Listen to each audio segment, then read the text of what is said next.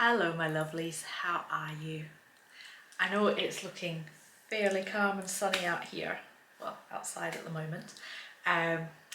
We are gearing up for a red weather warning here in Ireland. So I thought this week I would chat to you a little bit about some of the things that you can do to prepare for weather warnings.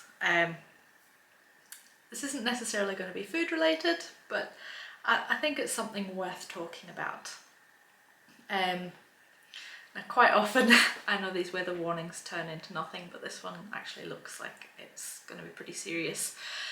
We live on the top of a hill and we're out on a peninsula, so our house tends to get absolutely blasted. So after I've finished making this video, I'm going to be going outside and doing a quick pickup. I've already put the bikes and the rubbish bins in the polytunnel so that they don't get blown over and rubbish doesn't get blown everywhere, because that's just no fun. But I will do a scan around outside and pick up any debris that could end up becoming missiles in the wind.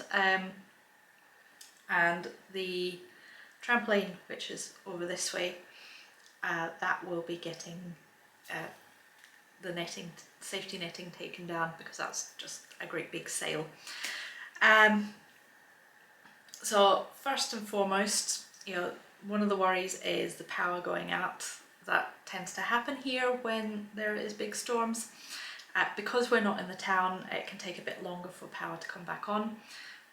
So we're about 6 kilometres out of the nearest town, which isn't too far. If you have to walk it, it's an absolute balls, but that's neither here nor there. But yeah, the power goes out, that can be a bit of an issue, and you know what kids are like with devices, grown-ups too. So the first thing is get your power banks and make sure that they're always charged up. We have 4 or 5 of them, so I have got my last one charging up right now, just to make sure that that's ready, and everybody's devices will get charged up this evening so that they have a full charge, and we're only using these when we absolutely have to. If the power is off for a bit longer, after the storm's passed, not during the storm, we will go out into the car and charge some devices that way. The next thing, head torches. If you stay out in the countryside, or even if you don't, these are really useful, not just for camping. I use it when I go across to get milk, and also when I go out to get coal at night time. So head torches are really handy. Both of ours are fully charged, and I think there's another couple that I'll just put some fresh batteries in, and that means that we can see what we're doing. Thankfully the worst of this storm is going to be through the daytime, but again, we don't know how long the power is going to be off if it does go off. And you've got your usual sort of candles. Me being me, I have a huge backstock of candles, so I'm not worried about that. I'm going to make sure that my little gas lighters are all charged up and the matches are within easy reach, so that should we need them, we can get them. And one of the things to consider when the power goes off, depending on where you live, is water. I never ever thought about this until last year when there was a massive storm, and we ended up with no water for well over 24 hours. And I'll say it was slightly challenging with 6 people living in the house. You don't think about things like not being able to flush the toilet. So I will be filling up big buckets with water for things like flushing the toilet. I'll fill up the kids' water bottles for drinking water. Any jugs that we have will also get filled up, and they can get run through the water filter, which is by the sink. So I'm not too concerned about that. It's just something to think about. It's not something that you generally consider when there's a storm coming in, but it's certainly something that came onto my radar last year.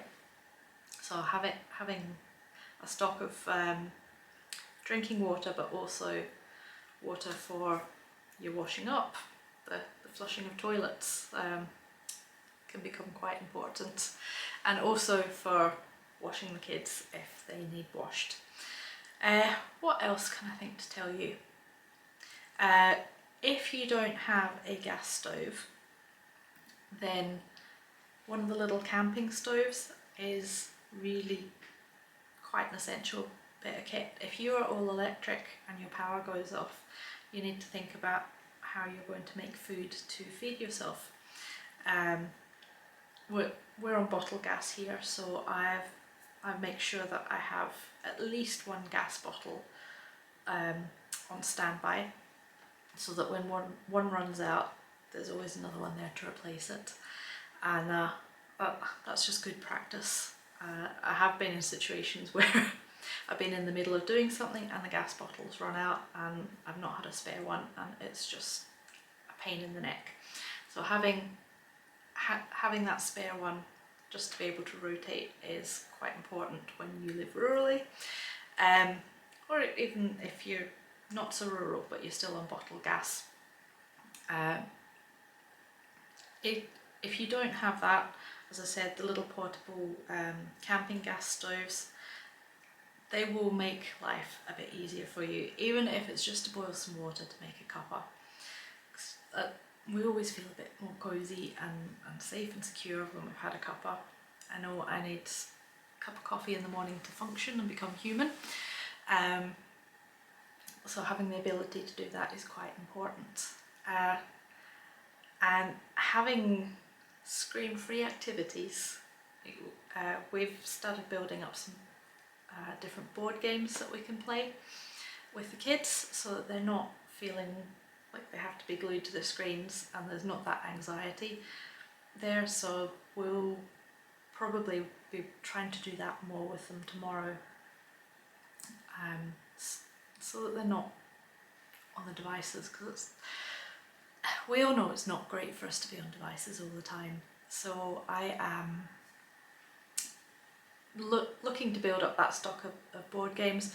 There's plenty of books, so the ones that can read, they can read, and my youngest, who is still learning to read, you know, there's plenty of books there to read to him, and I've got a plethora of books that I can read too, so that we're well taken care of. One thing I desperately need to do is I need to go around and just check the seals on the windows and doors. Our conservatory door doesn't actually shut properly at the top, so I'm going to have to go around with gaffer tape and tape that, because there's a hell of a breeze that comes in there. So it's blocking up drafts and things like that, just to make you feel a bit more secure. What else can I tell you? So we've talked about cooking methods.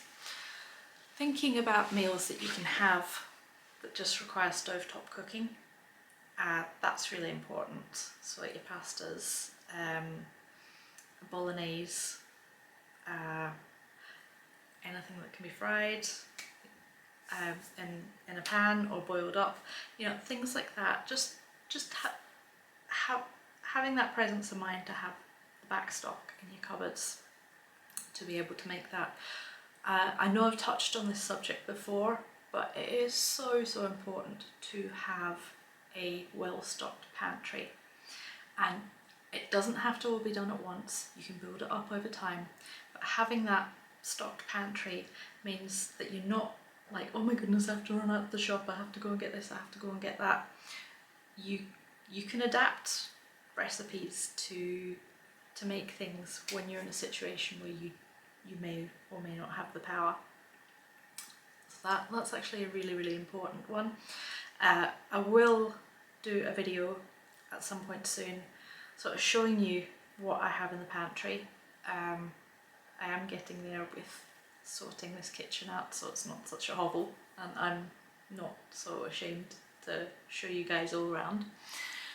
once I've gotten there with it, I will show you, I promise. But I will bang on about this again and again. I think it is so important to have that well-stocked pantry, be it for power outages, be it for you've fallen on hard times and money's tight. You know, you've got that safety net there.